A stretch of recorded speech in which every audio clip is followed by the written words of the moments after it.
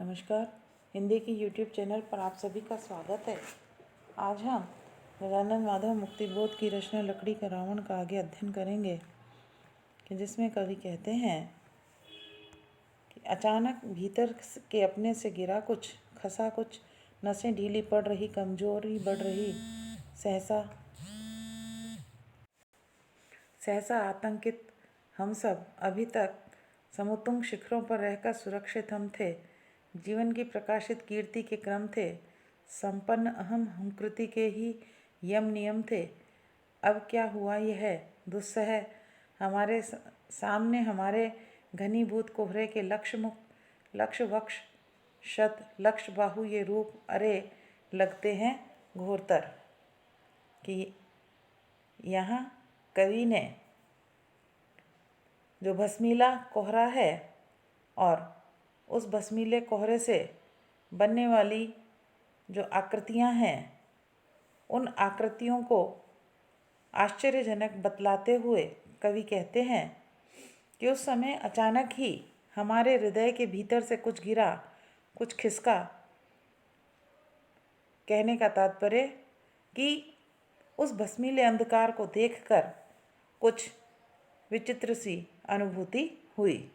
इस कारण शरीर की नसें ढीली पड़ने लगी, कमजोरी बढ़ने लगी और सहसा आतंकित हम सब आतंकित एवं भयभीत होकर ऊंचे शिखरों पर रहने से स्वयं को सुरक्षित महसूस कर रहे थे, लेकिन अब वैसा अनुभव नहीं कर रहे। अभी तक हम अपने जीवन में प्रकाशित कीर्ति से संपन्न थे, अपनी श्रेष्ठता के अहंकार से ग्रस्त थे और यम नियमों का पालन करने वाले थे। किंतु अब ऐसा हुआ कि यह सब जो भाव हैं वह बदल गए। कि हमारे सामने जो भस्मीला कोहरा था, वह घना कोहरा था, वह लाखों मुखाकृतियाँ धारण करने लगा और दुस्सह बन गया। उसके घने कोहरे के लाखों मुखों के समान लाखों छातियाँ और लाखों हाथ जो है, हाथ आदि को धारण करने वाला रूप दिखाई पड़ने लगा। कि यह घना कोहरा अनेक रूप और अनेक आकृतियों के कारण घोरतर लगने लगा। उसकी सभी आकृतियाँ बड़ी ही भयंकर लगने लगी। यहाँ कवि ने भस्मीले कोहरे की अनेक आकृतियाँ, अनेक मुख, अनेक छातियाँ आदि का वर्णन किया है कि जो हृदय को भयभीत कर देने वाला है। आगे कवि कहते हैं कि जी नहीं, वे सिर्फ कोहरा ही नहीं है, काले काले पत्थर व काले काले लोहे के लगते हैं वे लोग। हाय हाय, कोहरे की घनीभूत प्रतिमा या भरमाया मेरा मन, उनके वे स्थूल हाथ मन माने बलशाली लगते हैं खतरनाक, जाने पहचाने से लगते हैं मुख वे। डरता हूँ उनमें से कोई हाय सहसा न चढ़ जाए उत्तुंग शिखर की सर्वोच्च स्थिति पर, पत्थर व लोहे के रंग का यह कोहरा। कि यहाँ कवि ने मानव के मन में आस्था और भ्रम आदि का वर्णन किया है। कि कवि कहते हैं कि सभी छोटे बड़े पहाड़ों के ऊपर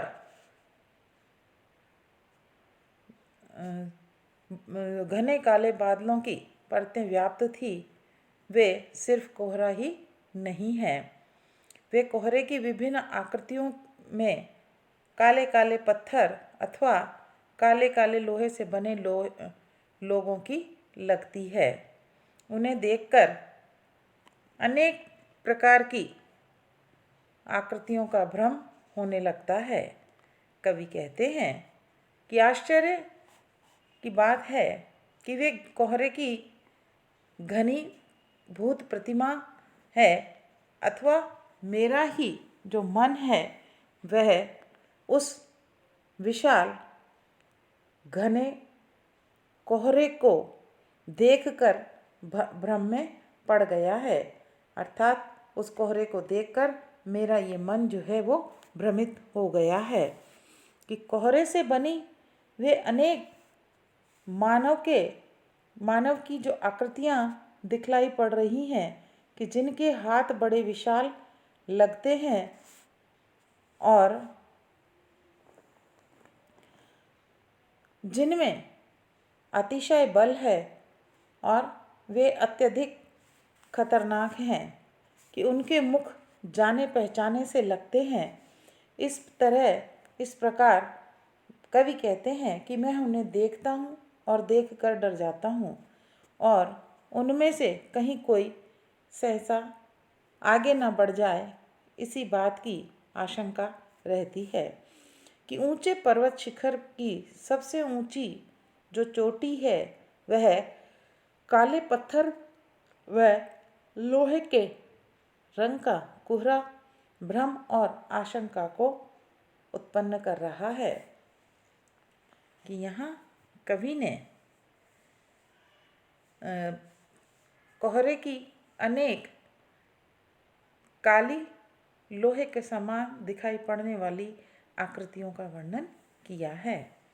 आगे कवि कहते हैं कि बढ़ न जाए, छा न जाए मेरी इस अद्वितीय सत्ता के शिखरों पर स्वर्णाभ हमला न कर बैठें खतरनाक कोहरे के जनतंत्री वानरिये नरिये समुदाय भीड़ डार्क मासे ये मॉब हैं। श्याम वर्ण मूढ़ों के दिमाग खराब हैं। हलचले गड़बड़ नीचे थे जब तक फासलों में खोए हुए कहीं दूर पार थे। कोहरे के घने घने श्याम प्रसार थे, अब ये लंगूर है। कवि कहते हैं कि उन घने काले कोहरे को देखकर कि जिनकी अनेक प्रकार की आकृतियाँ बनती हुई दिखाई पड़ रही हैं, उनका वर्णन करते हुए कवि कहते हैं कि ये अनेक रूप और आकृति वाले घने काले बादल आगे बढ़कर मेरी इस सुनहरी आभा वाले पर्वत के शिखरों पर छा न जाएं, ये इस पर खतरनाक हमला न कर बैठें, क्योंकि ये कोहरे बादलों से निर्मित अनेक रूप और आकार वाले जनतंत्री लोगों की तरह दिख रहे हैं। इनकी भीड़ जनतंत्र में आंदोलन करने वाले लोगों की तरह लग रही है कि ये नर है अथवा वानर। ये तो विशाल समुदाय की तरह अनजान भीड़ की तरह लग रहे हैं। ये काले काले मूर्ख लोगों की भीड़ लग रहे हैं कि जिनका दिमाग खराब है, क्योंकि ये अनियंत्रित हलचलें कर रहे हैं और कुछ भी गड़बड़ी कर सकते हैं। आगे कवि कहते हैं कि जब ये अनेक रूप आकृति वाले बादल नीचे अर्थात इस पर्वत शिखर से दूर थे, काफ़ी फासले पर थे, खोए हुए थे तथा काले कोहरे के घने सघन प्रसार के रूप में फैल रहे थे, तब तक तो ये ठीक थे, परंतु अब ये आक्रमण करने वाले लंगूर के समान दिखाई पड़ रहे हैं और कवि कहते हैं कि निरंतर मेरी ओर बढ़ रहे हैं। इस प्रकार कवि ने यहाँ काले घने काले बादलों को आंदोलनकारी बतलाया है कि जो वानर के समान लंगूर के समान दिखाई पड़ रहे हैं। आक्रमणकारी लग रहे हैं। आगे कवि कहते हैं कि हाय हाय शिखरस्थ मुझको ये छू न जाए, आसमानी शमशीरों बवालियों मेरी इन भुजाओं में बन जाओ ब्रह्म शक्ति।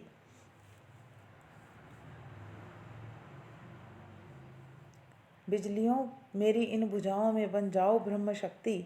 है पुच्छल ताराओं टूट पड़ो बरसों, कोहरे के रंग वाले बानरों के चेहरे विकृत असभ्य और भ्रष्ट हैं। प्रहार करो उन पर, कर डालो संहार।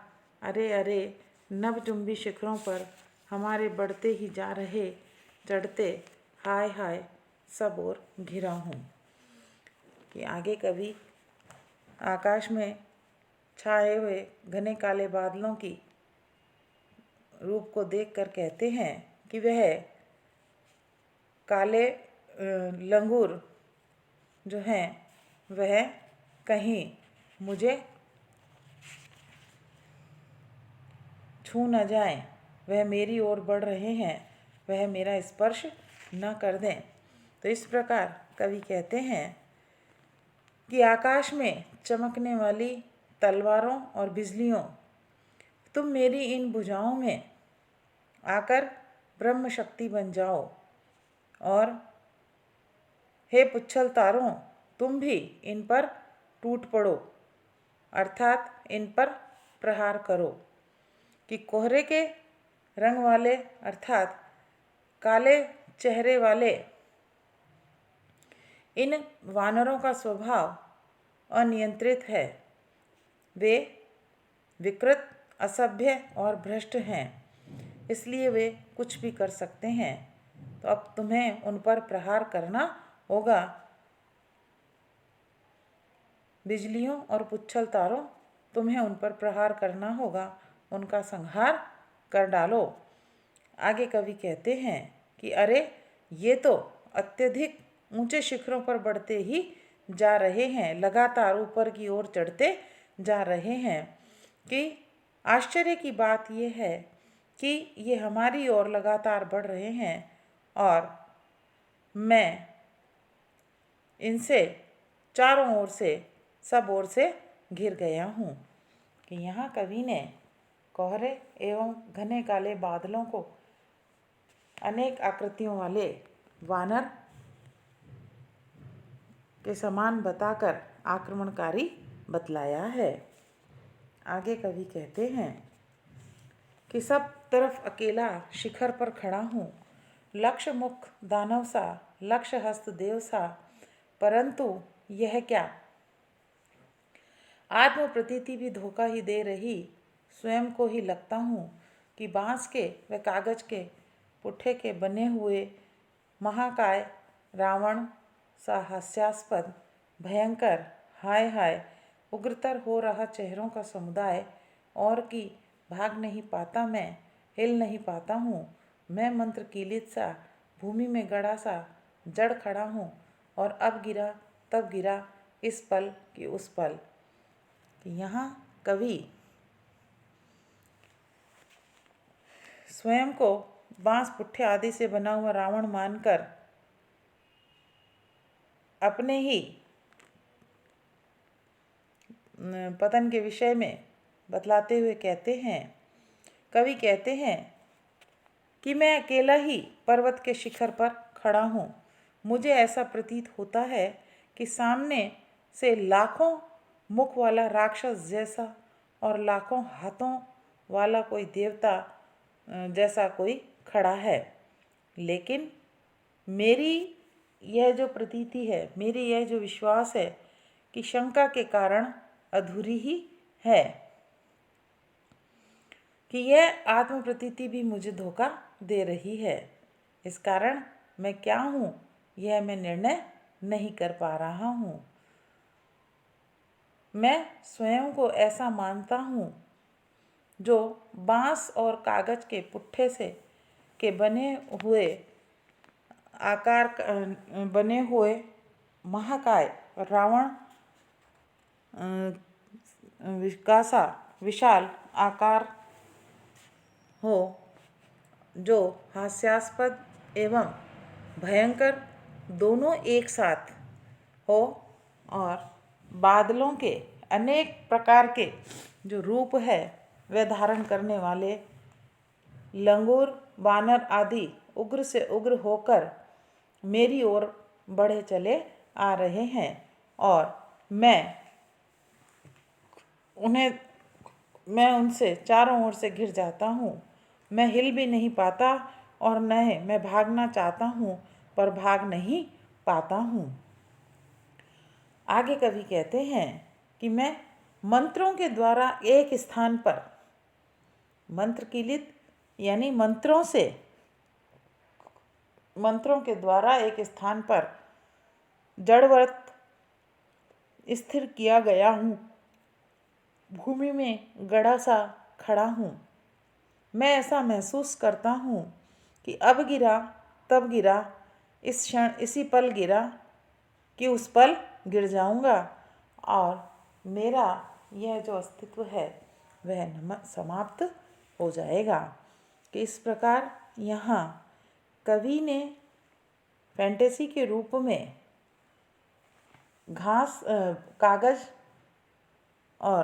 कागज़ के पुट्ठे और बाँस आदि से जो रावण बनाया जाता है उसके रूप में कल्पना की है कि वह स्वयं को अनेक प्रकार की समस्याओं से घिरा हुआ मानते हैं। यहाँ उपमा, अनुप्रास आदि का प्रयोग किया गया है।